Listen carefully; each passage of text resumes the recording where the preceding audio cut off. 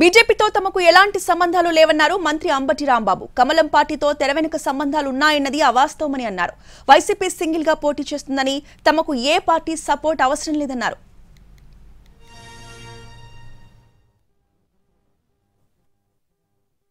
ఒక సుదీర్ఘమైన ఇంటర్వ్యూలో ఎన్టీవీ జర్నలిస్టులు అడిగినటువంటి ప్రశ్నలకు రీసెంట్గా ఎన్టీవీ నిర్వహించినటువంటి ఒక సుదీర్ఘమైన ఇంటర్వ్యూలో ఎన్టీవీ జర్నలిస్టులు అడిగినటువంటి ప్రశ్నలకు సమాధానం చెప్పడం జరిగింది లైవ్లో.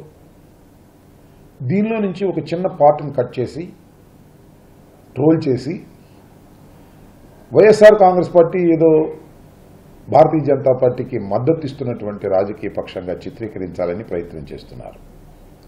ఇది చాలా దురదృష్టకరమైనటువంటి ప్రయత్నం. చాలా స్పష్టంగా ఈ సందర్భంగా చెప్పదలుచుకున్నాను. వైఎస్ఆర్ కాంగ్రెస్ పార్టీ ఇండిపెండెంట్గా పోటీ చేస్తున్నటువంటి రాజకీయ పక్షం.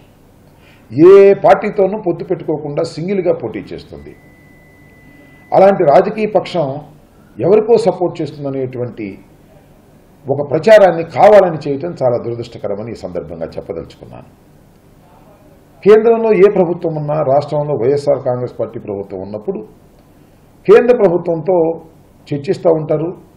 రాష్ట్ర ప్రయోజనాల గురించి అనేక సందర్భాల్లో మాట్లాడుతూ ఉంటారు తప్ప ఏ రాజకీయ పక్షానికి కూడా సపోర్ట్ చేసేటటువంటి రాజకీయ పక్షం వైఎస్ఆర్ కాంగ్రెస్ పార్టీ కాదు అనేది దయచేసి తెలుసుకోవాలని ఈ సందర్భంగా నేను మనవి చేస్తున్నాను.